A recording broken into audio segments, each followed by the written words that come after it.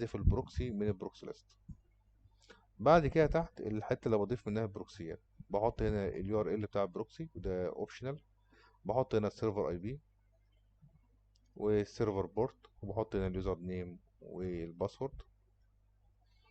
وهنا لو انت عايز تعمل اجنور، زي تعمل اجنور مثلا لللوكال هوست انه او لمواقع معينه انها بتستخدمش بروكسي.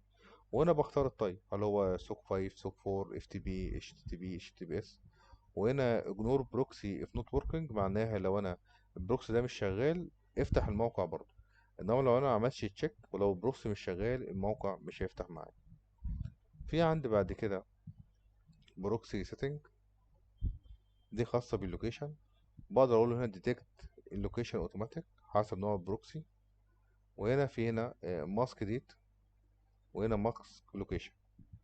طبعا ماسك ديت معناها ان انا مثلا اختار من هنا الديت او التايم زون اللي فيها البروكسي بتاعي، بحيث لو انت مثلا جايب بروكسي من هواوي بختار التايم زون بتاع هواوي. وهنا بحط خط الطول اللاتيتيود واللونجيتيود، خط الطول وخط العرض بتاع المكان.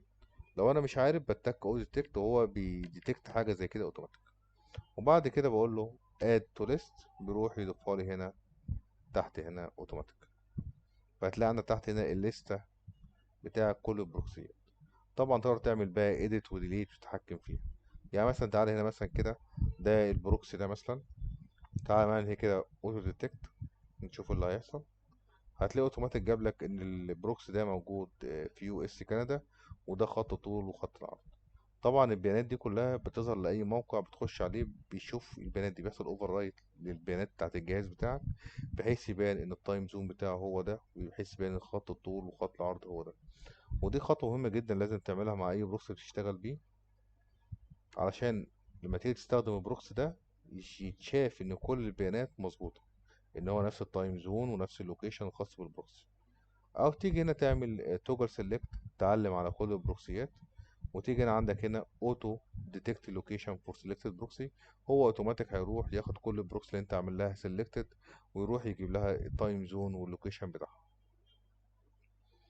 ده كده المقصود بيه. طبعا لما تخلص في الاخر تعمل هنا سيف تشينجز عشان تسيف البيانات دي. ده كده كله ما يخص ايه البروكسي ليست. نيجي للخانة التانية